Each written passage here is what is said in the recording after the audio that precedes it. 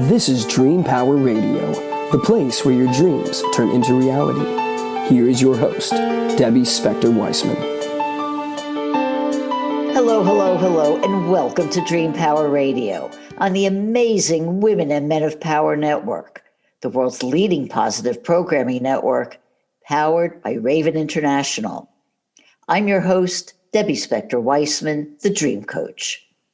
This is the show where we talk about dreams, both daytime and nighttime dreams, and how you can use them to make the internal shift to a life you love and rediscover the truth of who you really are. Where are your dreams taking you?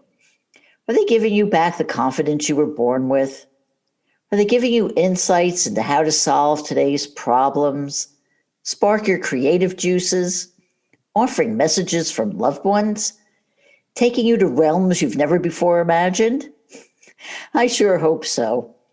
I mean, I've been on my soapbox, talking here and in books about how one dream changed my life.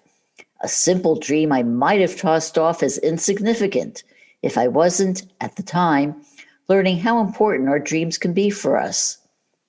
Well, this is a message that's also been carried by my guest today, dream expert and teacher, Justina Lasley.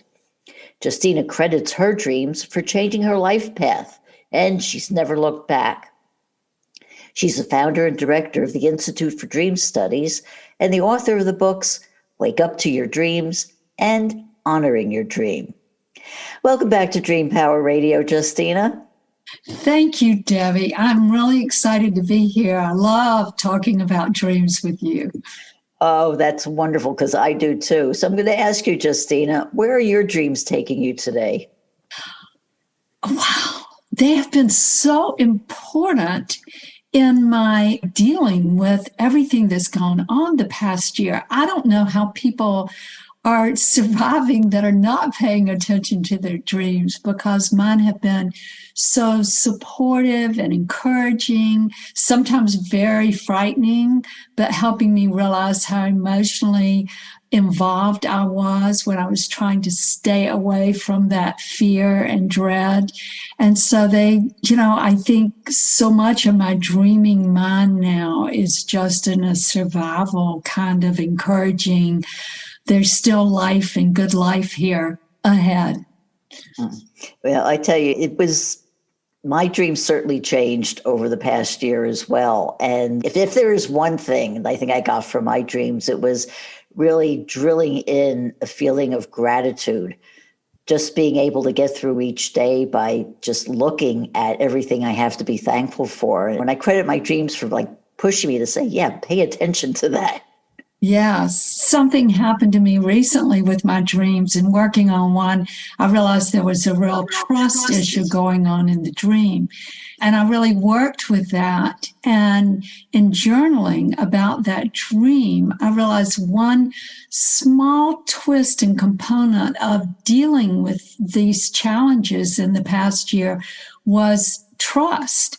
And just that one little shift changed my outlook so much. I felt better. I was just not as anxious. And I would have said I was trusting, but there was a difference in the dream that showed me that I wasn't fully trusting that things would be okay. Do you mind telling us the details of the dream itself and how you came to that understanding?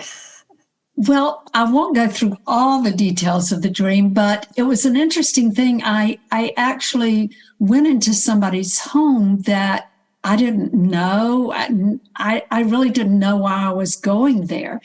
And it was an interesting view when I opened the door, because I saw a rat in the toilet. And I was like, whoa, I better get that out of here. But then it changed to an owl. And then as I opened the door to let the owl fly out, it turned into a dog, and the dog escaped. And so it was all about this trusting of the dog never being out, and then people not trusting me because what was I doing in this house anyway? And no one being willing to help me find the dog and get it back. And so trust just kept coming up. The neighbors were not trusting me. The homeowner was not trusting me. And so I started looking at that word because it's just, if in a dream something continually comes up or a theme, then I try to pay attention. And how does that, aspect of the dream involve me in my life? And what I like to do is start journaling. So I just started writing, what is trust? What am I not trusting? How am I not being trusted? And all of these questions. And as I write, then it started evolving. And I was like, aha. I was like, I need to trust more that things will, and trust myself and trust others that we will get through this well and okay. Right. Well, it seems like trust is a lesson that you learned from your dreams. How can we take lessons we've learned from our dreams last year and carry them into meaning for this year?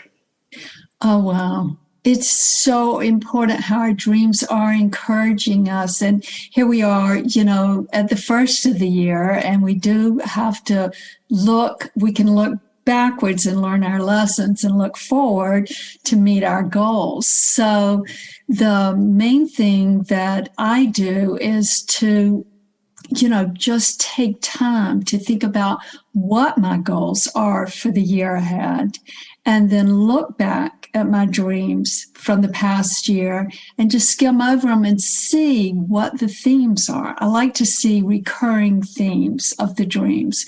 And I think that's, if my dreams are coming back again and again to give me a particular theme, even though the dreams are different, I pay attention. What's going on here? What's going on in my life? I think it's so important for everyone to realize that our dreams are about us as individuals.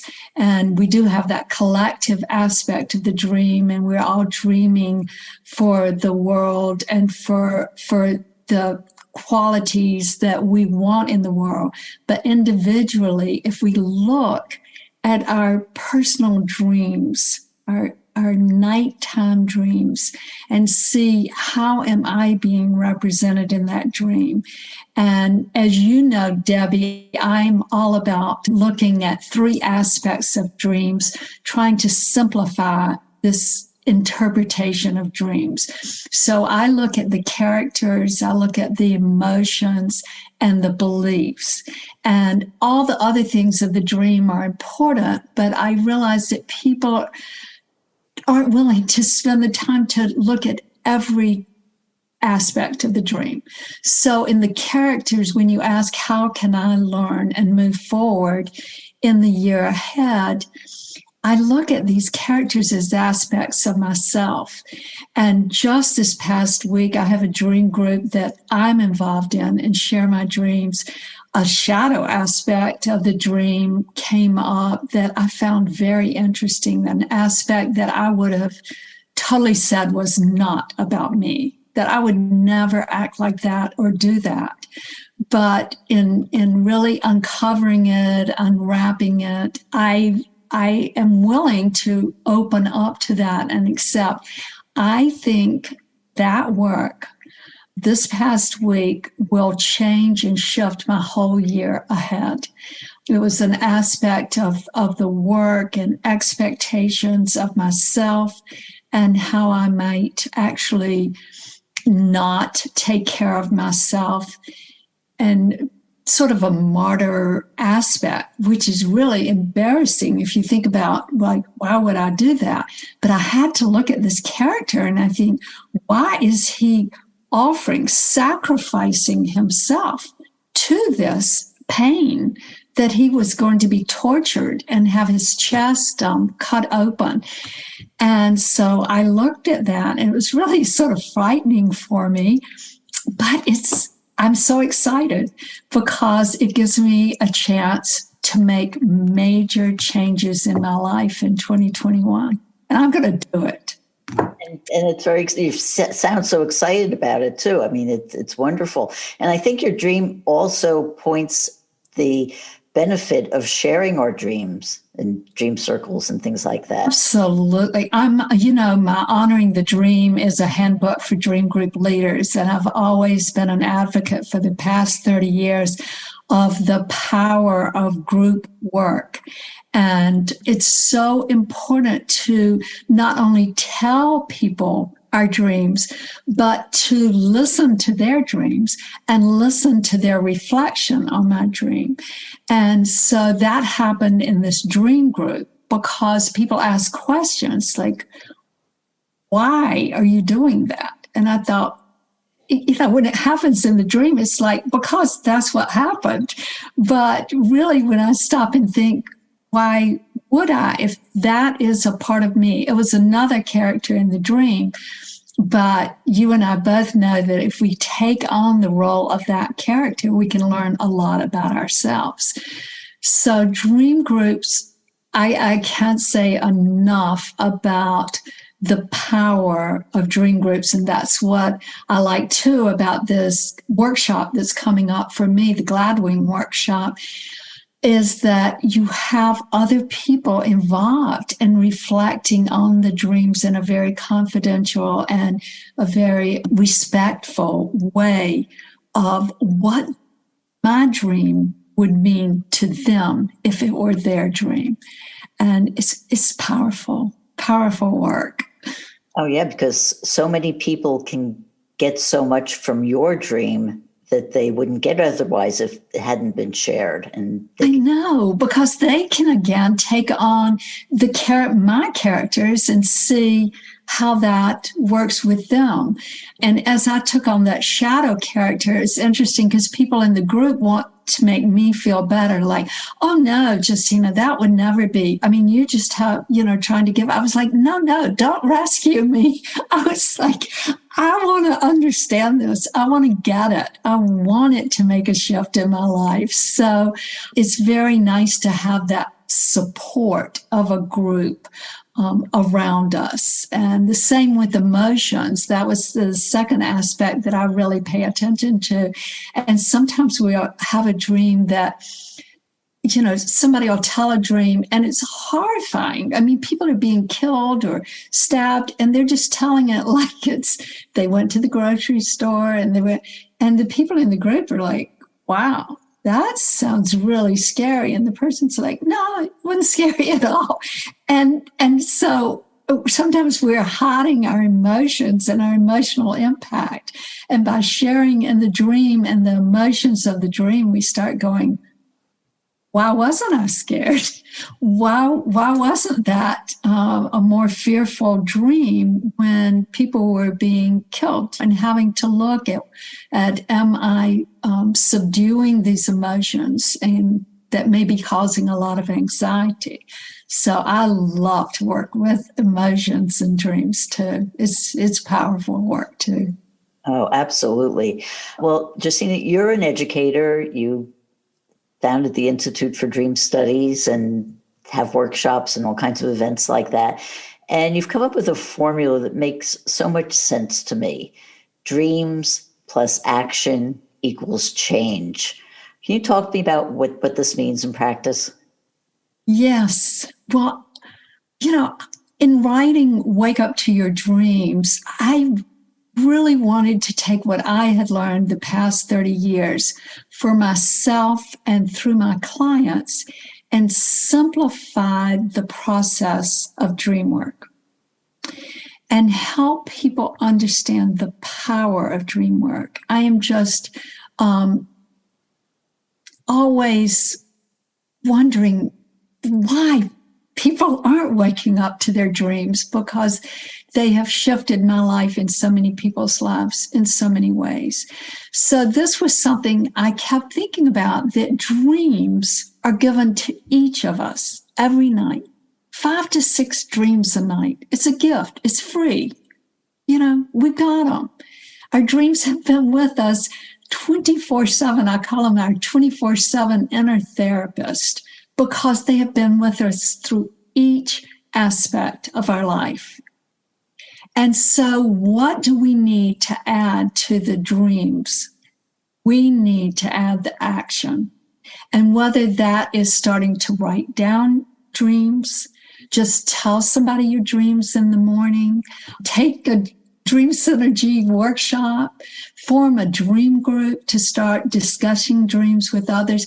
We have to take the action step. We have to pay attention. If we take the action, in relationship to our dreams, there will be change. It happens, whether we want it to or not. Positive personal change and shifts will occur in our lives. So dreams plus action equals change. And I stand by that. Well, I think that's a great place to take a break. We are speaking with Justina Lasley all about dreams, and we'll be right back. What do Thomas Jefferson, Elias Howe, and Paul McCartney have in common? They all understood the value of dreams, and as a result, the ideas, inventions, and creations from their dreams affect us to this day. What great ideas are you leaving on your pillow at night? Sign up for a complimentary consultation at my website, thedreamcoach.net, and discover why your dreams are a terrible thing to waste. Welcome back to Dream Power Radio with your host, Debbie Spector-Weissman.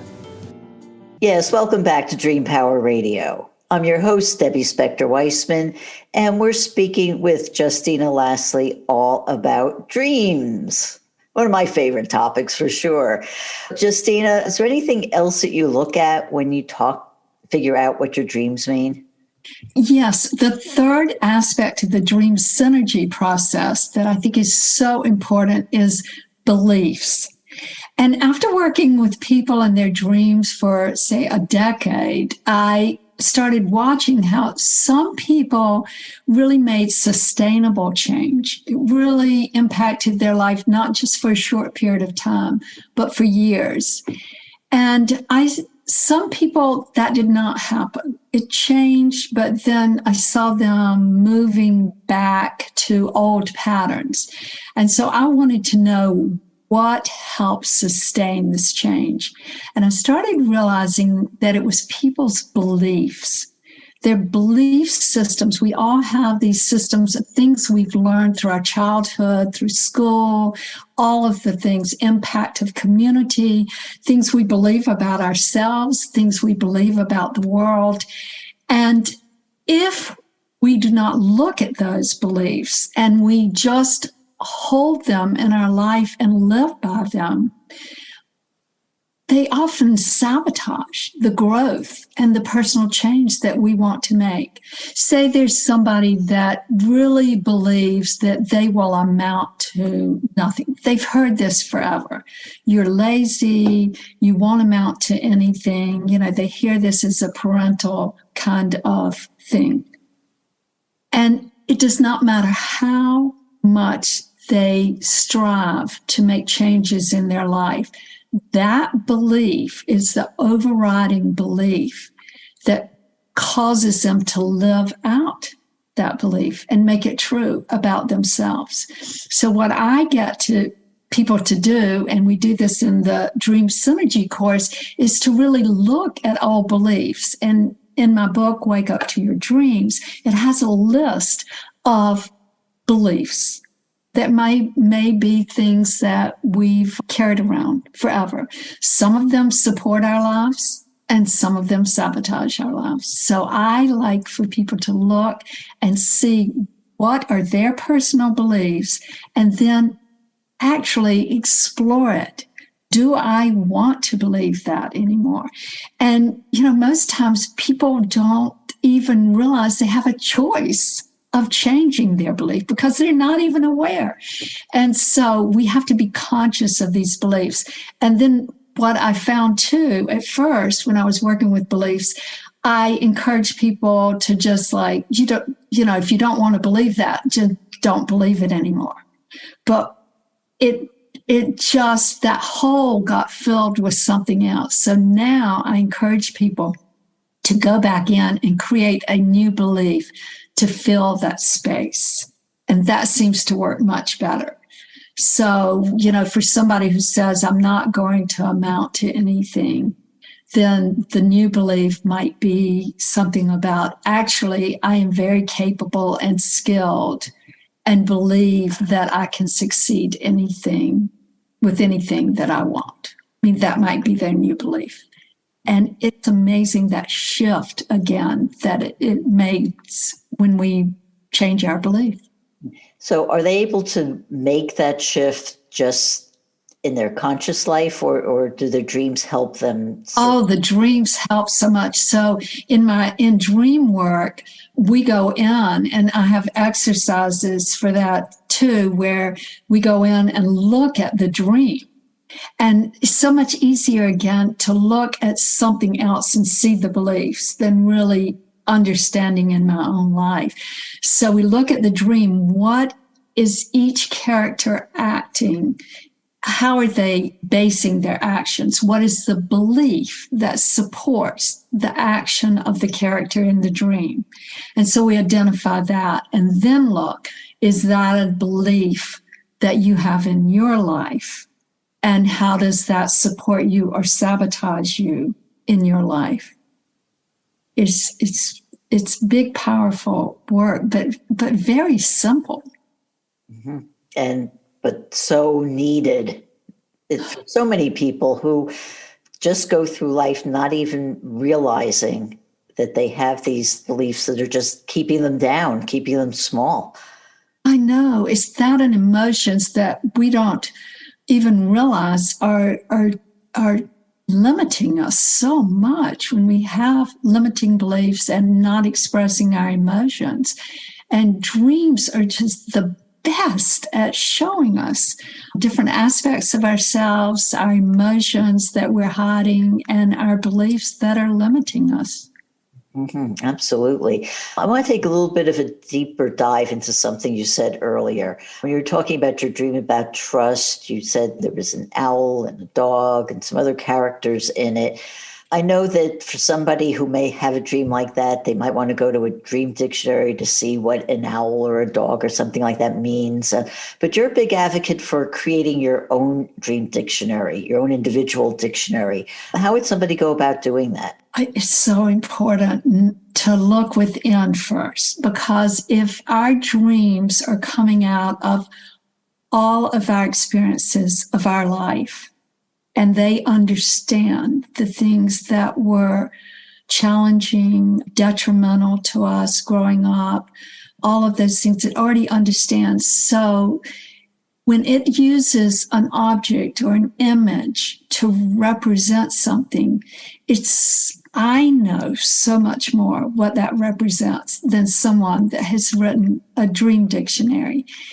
And so I like for people to first ask themselves, what does, like the rat in the toilet, what does a rat symbolize for me? And I'm going to have I'll have some of the same kind of things. And there's some mythological aspects of rats. And, we think of last year was the year of the rat in Chinese culture. And so we need to look at all of that too. But what do each of these things represent for me?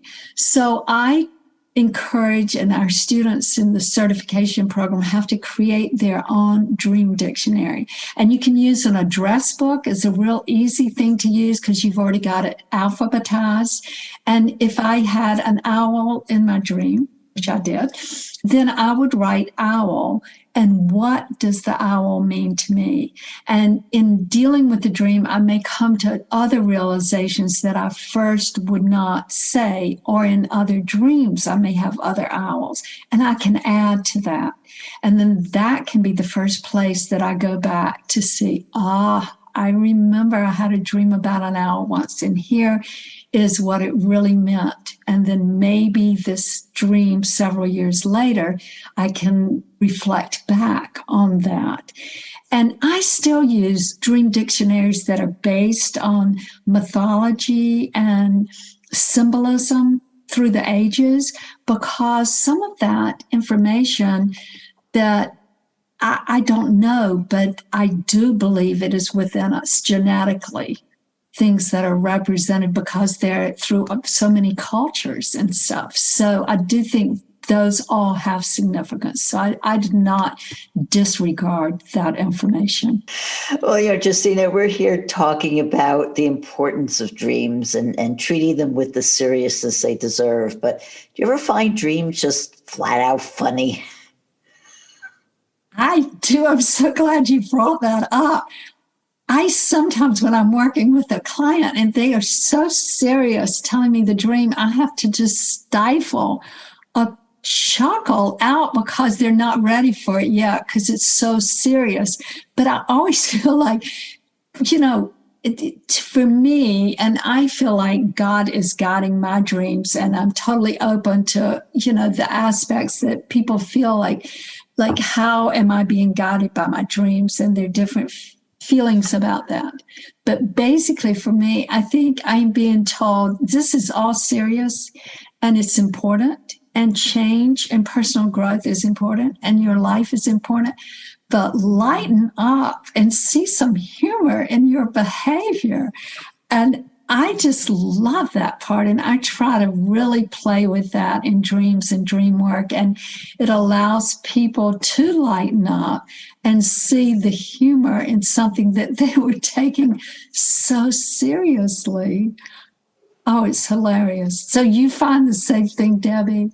Oh, sure. I mean, especially because, before I started paying attention to my dreams, like say my previous life, Yeah.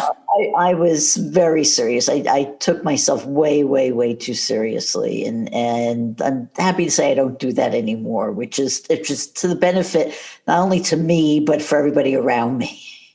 Right. Right. We get really tickled when I'm working with a group in dreams and somebody tells a dream and we're just like, is that unbelievable? That's the funniest thing I've ever heard. I wish nothing's coming up right now to share as an example, but that's too bad. Yeah, I predict we're both going to have funny dreams tonight. Good. Just because it's out there now. It's out there. Oh, God, this time has flown by. And I have time for just my one final question to you is, how can people find out more about you and your work and your services? Oh, I would love people to get in touch with me. It's so important to me to know that people are following their dreams. So I have a newly updated website, dreamsynergy.com, and I really want them to go there first to get a lot of information. It's dream, DREAM, synergy, SYNERGY.com. And there they can sign up for a newsletter, subscribe for a newsletter so they can get special promotions and discounts and things like that. They can get the top 10 tips for remembering your dreams just by signing in right there on the website, and that will come to them in a PDF. They can listen to podcasts and things on the website. They can read magazine articles, newspaper articles. I'm just really excited. I've spent a year redoing the website to bring in as much information about dreams so that people can go there and really study about dreams and learn free about dreams. And one of the main things that I am being more active on is social media. So we have a real active following on Instagram, Dream Synergy, and Dream Synergy Facebook, and LinkedIn, Dream Synergy. So all those ways I'm communicating and reaching out to people. And I have a workshop. It's sponsored by Gladwing, which is an online workshop. And I know people are so tired. They're like, oh, I can't go on the computer anymore. This is so different. Everybody that takes it says that's the best workshop I've ever taken, because it's a series of videos that you can access at any time in your pajamas, out of your pajamas, and then you can watch those. But I am there every day to talk to you in the forums. You share your dreams if you want to, and I will reflect on your dreams every day for 3 weeks. And I also there's a discussion forum. And so we're all discussing, and it's like a group that also can reflect and share. And so you feel like you're part of a community, unless you don't want to feel like you're part of a community. And some people take it and they do it all solo. So I'm actually, there are PDFs that you can download. And through the videos, I'm leading you through dream exercises and just the whole dream synergy process. So that would be a way that we could actually get to know each other, because I do get to know the people that take advantage of this. And Debbie, if it's okay with you, I would like to say to people listening that if you sign up for the Dream Synergy, it's called Finding Meaning and Wisdom in Your Dreams. By listening to this, find out about it through Debbie's podcast, then I will send you an autographed copy of my Wake Up to Your Dreams, this book. And I'll mail it to you personally. So what you would need to do is reach out to me. There's an information form on the website, and you can reach out to me that way and tell me I signed up because Debbie encouraged me to, and I'll send you a book. Oh, wow. That is so generous. I love doing it. As I say, connecting with dreamers just feeds me so much. Oh, that's wonderful. Justina, thank you so much for being on Dream Power Radio today. I have loved it. And thank you for inviting me to be here. And I can't wait to dream our funny dreams tonight. Oh, yeah, me too. Well, we've been speaking with dream expert and educator Justina Lasley. I hope you enjoyed today's program. If you have, please tell your friends, subscribe, and drop a positive review on your podcast site. Until next time, this is Debbie Spector-Weissman saying, sweet dreams, everybody. You've been listening to Dream Power Radio with your host, Debbie Spector-Weissman. For more information on Debbie or to sign up for her newsletter, go to dreampowerradio.com. This has been Dream Power Radio on the amazing Women and Men of Power Network, the world's leading positive programming network, powered by Raven International.